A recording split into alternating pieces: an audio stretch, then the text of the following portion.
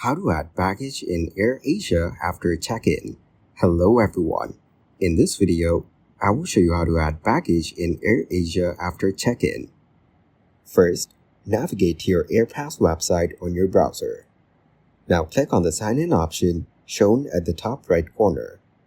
Next, enter your email address in the given box.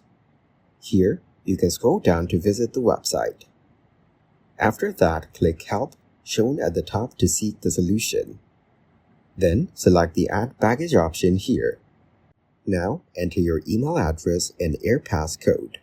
In this way, you'll be able to add baggage to Airasia after check-in. Thank you guys for watching this video. Hope you got some value. Make sure to like the video and subscribe to the channel to get notified of new videos. See you in the next one.